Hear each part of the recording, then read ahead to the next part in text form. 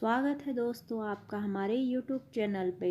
हमारी आज की कहानी है वक्त की कीमत। एक आदमी काम से देरी से थका हुआ घर पर आया था। वह थोड़ा गुस्से में था।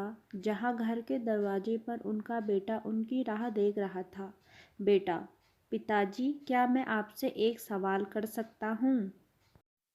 पिताजी, हाँ बिल्कुल, पूछो, क्या पूछना है? उस आदमी ने जवाब दिया।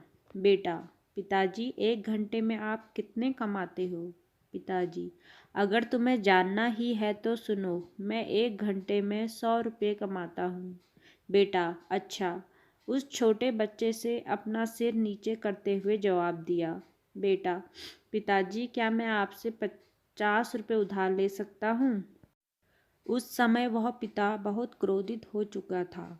अगर यह सब पूछने के पीछे तुम्हारा यही कारण होगा कि तुम्हें कुछ बेमतलब के खिलौने और दूसरी बेतुकी चीज़ें खरीदनी हैं, तो चुपचाप सीधे सीधे अपने रूम में चले जाओ। वह छोटा लड़का बिना कुछ बोले सीधे अपने रूम में चला गया और दरवाज़ा बंद कर लिया। आदमी शांति से बैठा था और उसने सोचना शुरू कर दिया कि कहीं सही में तो उसे कोई कीमती या बहुत ज़रूरी चीज़ तो खरीदने के लिए 50 रुपये की ज़रूरत नहीं। तभी वह इंसान उस छोटे बच्चे के रूप में जाकर उसे नम्रता से अपने बेटे से पूछा, बेटे, क्या तुम सो गए हो?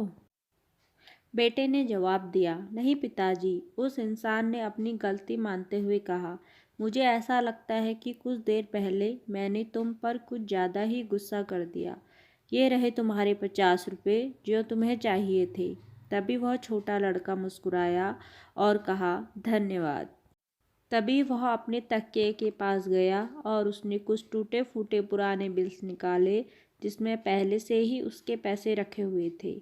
बच्चे के पिता ने देखा कि उसके पास पहले से ही पैसे थे, इसलिए उन्होंने फिर से गुस्सा किया। बच्चे ने धीरे धीरे अपने पैसे गिनना शुरू किया और अपने पिता की ओर देखने लगा। तभी पिता ने गुस्से में पूछा कि जब तुम्हारे पास पहले से ही कुछ पैसे हैं तो तुम्हें और पैसे क्यों चाहिए?